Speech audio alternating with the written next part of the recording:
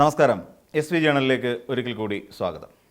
സത്യത്തിൽ ഇന്നാട്ടിലെ ആഭ്യന്തര വകുപ്പിനോട് പുച്ഛം തോന്നിപ്പോകുന്ന ചില സാഹചര്യങ്ങളുണ്ട്. ആഭ്യന്തര വകുപ്പിനോട് സത്യത്തിൽ വേറൊന്നുമല്ല, നമുക്കറിയാവുന്ന പോലെ ഒരു ചെറുപ്പക്കാരനെ കൊന്നതൊന്നുമല്ല വിഷയം. ചെറുപ്പക്കാരനെ കൊന്നു, നമ്മുടെ പോലീസ് കൊന്നു, അതിനകത്ത് യാതൊരു മാറ്റവും ഇല്ല. അവിടെ മുഖ്യമന്ത്രിയെ കാണാനായിട്ട് ചെന്ന ഒരു വന്ധ്യവയോധികയെ അടിച്ചു പൂട്ടി ഉപദ്രവിച്ച് വീട്ടിലേക്ക് പറഞ്ഞു വിട്ടു. അത് നമ്മുടെ കേരളത്തിൽ നടന്ന ഒരു സംഭവമാണ്. സീതത്തോടുള്ള ഒരു ചെറുപ്പക്കാരൻ, അദ്ദേഹം സ്ത്രീ സുരക്ഷാ പെൻഷൻ പദ്ധതി മുടങ്ങിയതുമായി ബന്ധപ്പെട്ടുകൊണ്ട് ഫേസ്ബുക്കിൽ ലൈവ് ഇട്ടു. ആ ചെറുപ്പക്കാരനെ വീട്ടിൽ കയറി തല്ലി. ഇവിടെ ഒരാൾ കറണ്ട് പോയതിനെക്കുറിച്ച് ഫേസ്ബുക്കിൽ പോസ്റ്റ് ചെയ്ത് മുഖ്യമന്ത്രിക്കെതിരെ പൊക്കി മൊബൈൽ ഫോൺ കണ്ടെടുത്തു, പരാതിയായപ്പോൾ തിരിച്ചു കൊടുത്തു. ഇത് ഈ 2 മാസത്തിനകത്ത് ഒരു കൊലപാതകവും ബാക്കി വരുന്ന ഉപദ്രവവും, ശാരീരിക ഉപദ്രവവും, അതും ശാരീരികമായി അവശത അനുഭവിക്കുന്നവരെ ഇത് നടത്തിയ നമ്മുടെ ആഭ്യന്തര വകുപ്പിൻ്റെ കീഴിൽ വരുന്ന നമ്മുടെ പോലീസ് ഡിപ്പാർട്ട്മെൻറ്റാണ്. നമ്മൾ ആലോചിച്ച് നോക്കണം, ആരാണ് ആഭ്യന്തര വകുപ്പ് മന്ത്രി? ആ മന്ത്രിയുടെ പേര് രമേശ് ചെന്നിത്തല എന്നാണ്. ഇനിയും വേറൊരു രസകരമായൊരു കാര്യമുണ്ട്. ഇത്രയും കർമ്മോത്സുകരായി മനുഷ്യന്മാരുടെ നെഞ്ചത്തിട്ട് കയറി കൊലപാതക പരമ്പര വരെ നടത്തിക്കൊണ്ടിരിക്കുന്ന ഈ പറയുന്ന പോലീസിനെ നയിച്ചുകൊണ്ടിരിക്കുന്ന രമേശ് ചെന്നിത്തല എന്ന് പറയുന്ന നമ്മുടെ ആഭ്യന്തര വകുപ്പ് മന്ത്രി ഒരു കാര്യം അറിഞ്ഞില്ല. സ്വന്തം വകുപ്പിലെ ജയിൽ വകുപ്പിൽ നിന്ന് ഒരു കാപ്പ കേസ് പ്രതിക്ക് അനുകൂലമായി ഒരു സർക്കുലർ പുറത്തേക്ക് പോയിട്ട് നമ്മുടെ ആഭ്യന്തര വകുപ്പ് മന്ത്രിക്ക് മിണ്ടാട്ടം മുട്ടി. മിണ്ടാനില്ലൊന്നും. അതൃപ്തി അറിയിച്ചു. കടുത്ത അതൃപ്തിയിലാണ്. നല്ല കാര്യം. ഇവിടെ CJP സമരവുമായി ബന്ധപ്പെട്ട് കുറേയധികം ആൾക്കാരെ, 3000-ഓളം വരുന്ന ആൾക്കാർക്കെതിരെ കേസെടുത്തു. എന്നിട്ട് പലരും ശുപാർശ ചെയ്തപ്പോൾ ആ കേസ് പിൻവലിച്ചു. നല്ല കാര്യം, പിൻവലിക്കണമായിരുന്നു. ആ നല്ല കാര്യം അംഗീകരിക്കുന്നു. അതേസമയം ഇവിടെ നമ്മുടെ TG മോഹൻദാസ് നടത്തിയ അങ്ങേയറ്റത്തെ വിവരക്കേടിന് എപ്പോഴെങ്കിലും കേസെടുത്തോ? കലാപാഹ്വാനത്തിനും ബലാത്സംഗാഹ്വാനത്തിനും കേസെടുത്തോ? ഇല്ല. ഇപ്പോഴും TG മോഹൻദാസ് അവിടെ തന്നെയുണ്ട്. അപ്പോൾ ഇത് ഇങ്ങനെ ഇത്രയും കർമ്മോത്സുകമായി പണിയെടുത്തുകൊണ്ടിരിക്കുന്ന ആഭ്യന്തര വകുപ്പിൽ നിന്ന്, ജയിൽ വകുപ്പിൽ നിന്ന് ഒരു കാപ്പ കേസ് പ്രതിക്ക് അനുകൂലമായി ഒരു സർക്കുലർ പുറത്തേക്ക് പോയിട്ട് കൂടി അനങ്ങിയിട്ടില്ല നമ്മുടെ ആഭ്യന്തര വകുപ്പ് മന്ത്രി, അല്ലെങ്കിൽ അറിഞ്ഞിട്ടില്ല ആഭ്യന്തര വകുപ്പ് മന്ത്രി. ഇനിയാണ് ചോദിക്കേണ്ടത്.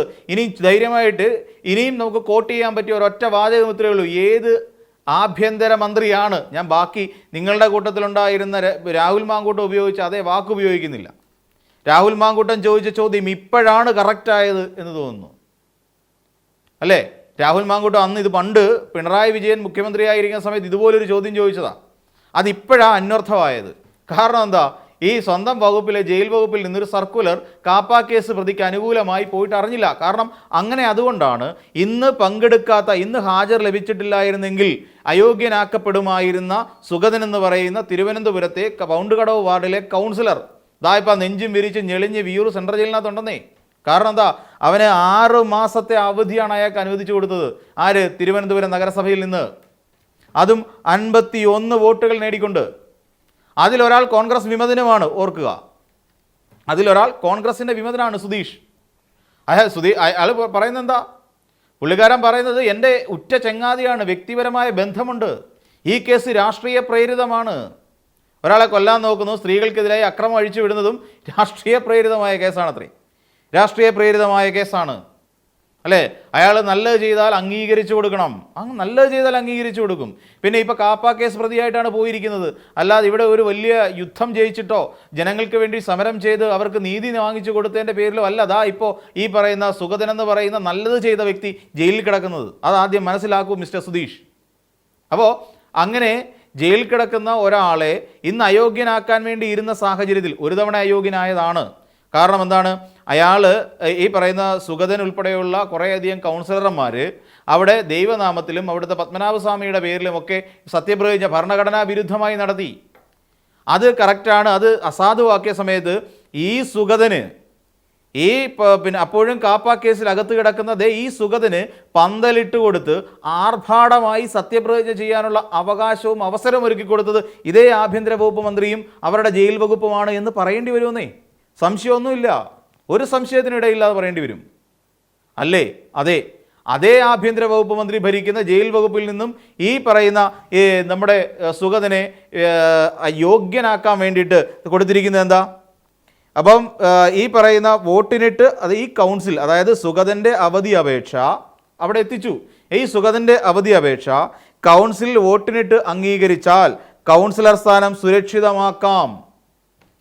മനസ്സിലായില്ലേ? ഇതാണ് സർക്കുലറിനകത്തുണ്ടായിരുന്നത്. സുഗതൻ കൊടുത്ത അവധി അപേക്ഷ, 6 മാസത്തേക്കുള്ള അവധി അപേക്ഷ നിങ്ങൾ എവിടെ ഇടണം? ഈ കൗൺസിൽ യോഗത്തിലിട്ടിട്ട് വോട്ടിങ്ങിനിട്ട് അതിൽ വോട്ടിങ്ങിനിട്ട് പാസ്സായി കഴിഞ്ഞാൽ സുഗതന് 6 മാസത്തെ അവധി ലഭിക്കും, അല്ലെങ്കിൽ കൗൺസിലർ സ്ഥാനം സുരക്ഷിതമാക്കാം. ആർക്ക്? ഈ കാപ്പ കേസ് പ്രതിക്ക്. അങ്ങനെ തന്നെ പറയേണ്ടി വരും. ജയിൽ കിടക്കുകയാണല്ലോ, അപ്പം പ്രതി എന്ന് തന്നെ പറയാൻ പറ്റും അല്ലേ?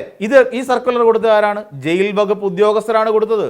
അപ്പോൾ ഈ പറയുന്ന ജയിൽ വകുപ്പ് ഉദ്യോഗസ്ഥർ ഇങ്ങനെ ഒരു സാധനം കൊടുക്കുമ്പോൾ രമേശ് ചെന്നിത്തല എന്ന് പറയുന്ന ആഭ്യന്തരമന്ത്രി ഇത് അറിഞ്ഞില്ല എന്ന് പറയുന്നത് അങ്ങേയറ്റത്തെ കള്ളമാണെന്നേ നമുക്ക് ചിന്തിക്കാൻ കഴിയുള്ളൂ. കാരണം എന്താ? ഇതിനു മുൻപ് ഇതേ വകുപ്പ് തന്നെയാണല്ലോ പന്തലിട്ട് കൊടുത്ത് സത്യപ്രതിജ്ഞ ചെയ്യിച്ചത്, ഇതേ സുഗതനെ അവന് ഇഷ്ടപ്പെട്ട ഡ്രസ് കോഡ് ഇട്ടിട്ട്. ഇതെല്ലാം നമ്മൾ കണ്ടതല്ലേ? അപ്പോൾ ഇത് അറിഞ്ഞില്ല എന്ന് പറഞ്ഞുകൊണ്ട് ഇപ്പോൾ രമേശ് ചെന്നിത്തല പറയുന്നത് വെറും നാടകമായി മാത്രമേ നമുക്ക് കാണാൻ കഴിയുള്ളൂ. എന്നിട്ട് പിന്നീട് വിധിക്കപ്പെട്ട ഒരാൾ, അത്രയേ ഉള്ളൂ. ആര്? നമ്മുടെ ശബരിനാഥൻ എന്ത് ചെയ്തു? തെരഞ്ഞെടുപ്പ് കമ്മീഷനെ സമീപിക്കും പരാതിയുമായി. നിയമലംഘനമാണ്, നിയമപരമായി ഇങ്ങനെ അയാൾക്ക് വീണ്ടും അവസരം കൊടുക്കാൻ പാടില്ല എന്നുള്ളത്. പിന്നെ രണ്ടാമത് അവിടുത്തെ കോർപ്പറേഷൻ സെക്രട്ടറിക്കും കൊടുത്തു, തെരഞ്ഞെടുപ്പ് കമ്മീഷനും പരാതി കൊടുക്കുമെന്ന് അദ്ദേഹം പറയാം. അദ്ദേഹത്തിൻ്റെ മാന്യത അത് ഈ പറയുന്നത് ശബരിനാഥിൻ്റെ ഉത്തരവാദിത്തമാണ്. ഒരു കൗൺസിലർ എന്ന നിലയിൽ നിന്നുകൊണ്ട് കൃത്യമായി പ്രതികരിക്കാൻ വേണ്ടിയിട്ടുള്ള അവസരം അദ്ദേഹം വിനിയോഗിക്കുന്നു, അത്രയേ ഉള്ളൂ. അതേസമയം ഇവിടെ നമ്മൾ മനസ്സിലാക്കുക, ഈ തിരുവനന്തപുരം കോർപ്പറേഷൻ ഭരണം എങ്ങനെയാണ് BJPയുടെ കയ്യിലേക്ക് എത്തിയെന്ന് നമുക്ക് കൃത്യമായിട്ട് അറിയാമല്ലോ. UDFും BJPയും തമ്മിലുള്ള ഒത്തുകളി ആയിരുന്നില്ലേ അത്? UDFന് ഏകദേശം 2000 വോട്ട് വരെ പിടിക്കേണ്ട പല വാർഡുകളിലും 200-ലും 500-ലും താഴെ വോട്ടുകൾ മാത്രം നേടിയപ്പോൾ നമുക്ക് തോന്നിയതല്ലേ ഈ വോട്ടുകളൊക്കെ BJPക്ക് തന്നെ പോയതെന്ന്. അപ്പോൾ ഒരു ഒത്തുകളി അവിടെ നടക്കുന്നുണ്ട്. തിരുവനന്തപുരം കോർപ്പറേഷൻ BJPക്ക് നഷ്ടപ്പെടാൻ പാടില്ല എന്ന് പറയുന്ന ഒരു ചിന്ത, അല്ലെങ്കിൽ എന്ന് പറയുന്ന ഒരു പിടിവാശി അവിടെയുണ്ട്. വി വി രാജേഷ് എന്ന് പറയുന്നത് എനിക്ക് തോന്നുന്നു കുഴപ്പമില്ലാത്തൊരു വാർഡ് മേയറാണ്. അങ്ങനെ ഇരിക്കട്ടെ. ഈ മേയറെ അവിടെ ഇരുത്തിക്കൊണ്ട്, കാരണം എന്തുകൊണ്ട് അങ്ങനെ ഇരുത്തുന്നതെന്നുള്ള കാര്യം തിരുവനന്തപുരത്തുകാർക്ക് വ്യക്തമായിട്ട് അറിയാം. അപ്പോൾ ഈ പറയുന്ന മേയറെ അവിടെ ഇരുത്തിക്കൊണ്ട് തിരുവനന്തപുരം കോർപ്പറേഷൻ്റെ ഭരണം BJPക്ക് നിലനിർത്തേണ്ടത് അത്യാവശ്യമായൊരു കാര്യമാണ്. അതുകൊണ്ടാണ് കളി നടക്കുന്നത്. അതാണ് അതിൻ്റെ കളിയുടെ ഒരു പ്രധാനപ്പെട്ട ഒരു കോർ ഏരിയ എന്ന് പറഞ്ഞാൽ. കാരണം എന്താണ്? അവിടെ വിഴിഞ്ഞം പോർട്ടുണ്ടെന്നേ. വിഴിഞ്ഞം പോർട്ട് കിടക്കുകയല്ലേ. വിഴിഞ്ഞം പോർട്ടുള്ള തിരുവനന്തപുരം പോലെ ഒരു വലിയ നഗരത്തിൻ്റെ നഗരപിതാവായി ഒരു BJPക്കാരനുണ്ടാവണം. അതിൻ്റെ ഭരണം BJPക്കാരൻ നിലനിർത്തിക്കൊണ്ട് പോകണമെന്നുള്ള ആഗ്രഹം അവിടെയുണ്ട്. അപ്പോൾ അതിന് കോൺഗ്രസ് ഒത്താശ ചെയ്തു കൊടുക്കുന്നുണ്ടോ എന്ന് നമ്മൾ സംശയിക്കേണ്ടി വരും. അല്ലെങ്കിൽ രമേശ് ചെന്നിത്തല അതൃപ്തി അറിയിച്ചാൽ മതിയോ? അന്നേരം പറയണമായിരുന്നു, ഇങ്ങനെയൊരു സർക്കുലർ ഇഷ്യൂ ചെയ്ത ജയിൽ വകുപ്പ് ഉദ്യോഗസ്ഥനെതിരെ ഞാൻ തക്ക നടപടി സ്വീകരിക്കും, അന്വേഷിച്ച് വേണ്ട നടപടി സ്വീകരിക്കുമെന്ന് പറയാനുള്ള ചങ്കൂറ്റം രമേശ് ചെന്നിത്തല കാണിക്കണമായിരുന്നു. അതൃപ്തി അറിയിക്കുക മാത്രമായിരുന്നില്ല ചെയ്യേണ്ടിയിരുന്നത്. എങ്ങനെ ഇങ്ങനൊരു സർക്കുലർ ഉണ്ടായി ഈ അവധി അപേക്ഷയ്ക്കൊപ്പം അല്ലേ? ആ ഒരു സർക്കുലറിൻ്റെ പിന്നിൽ നിന്നുകൊണ്ടാണല്ലോ ഈ രീതിയിൽ അവിടെ വോട്ടിനിട്ടത് കൊണ്ടാണല്ലോ അവിടെ ഇത്രയും ഒരു കോൺഗ്രസ് വിമതൻ ഉൾപ്പെടെ വോട്ട് ചെയ്ത് ഈ സുഗതനെ ജയിപ്പിച്ചു കൊണ്ടുവന്നത്. അപ്പോൾ ഇതിനകത്ത് കുറേ കള്ളക്കളികൾ എവിടെയൊക്കെ നടക്കുന്നുണ്ട് എന്നുള്ള കാര്യം തീർച്ചയല്ലേ. അപ്പോൾ സുഗതനെ രക്ഷപ്പെടുത്തിയത് ആഭ്യന്തര വകുപ്പ് തന്നെയാണ് എന്ന് ഉറപ്പിച്ച് പറയേണ്ടി വരും. അപ്പോൾ മറ്റൊരു വീഡിയോയുമായി നമുക്ക് വീണ്ടും കാണാം.